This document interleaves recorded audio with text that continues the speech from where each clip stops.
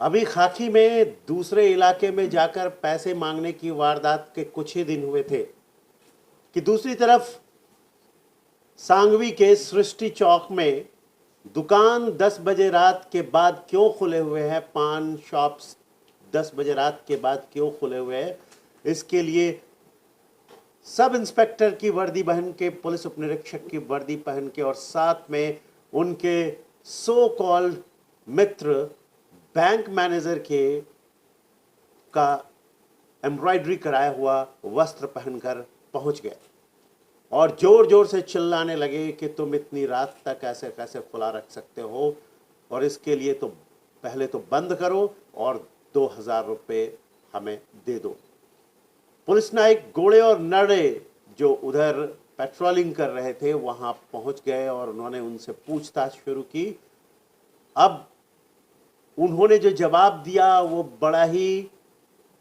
मजेदार है कि एक कहने लगा कि वो मुंबई के क्राइम ब्रांच का डीसीपी है, जबकि उसने स्टार पीएसआई का लगाया हुआ था, सब इंस्पेक्टर का। और फिर अधिकारी पुलिस उपनिरीक्षक एमडी वरुड़े को बुला लिया गया और उसके बाद उसके 2 व्हीलर क्रमांक 14JN 8649 को जब्त कर लिया गया। बुद्धभूषण अशोक कांबड़े 27 वर्ष इसकी उम्र है और ये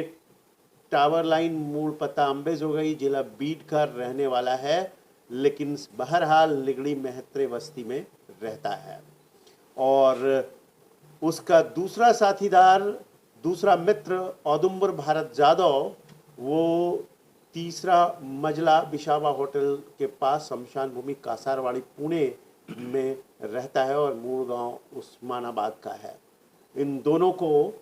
एसबीआई, तथाकथित एसबीआई मैनेजर और तथाकथित सब इंस्पेक्टर जो अपने आप को डीसीपी होने का दावा कर रहा था, हिरासत में ले लिया गया और उनके खिलाफ एक्सटॉर्शन और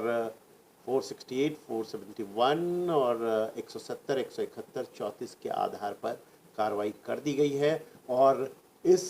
कार्रवाई के आधार पर उनके 5 दिन का पुलिस कस्टडी रिमांड मिला है। पूछताछ जारी है। ये हमें पता चला कि वो संगमबाड़ी के सुपर ट्रेलर के यहाँ से उसने वर्दी सिलवाई थी। हम अपील करेंगे सारे टेलर्स से और हम गवर्नमेंट को ये रिपोर्ट भी भेजेंगे कि पुलिस या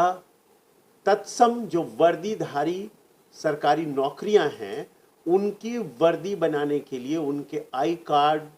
को देखना और उसकी एक xerox copy, attested xerox copy लेना अनिवार्य किया जाए, ताकि इस तरह के जो छद्म वेश में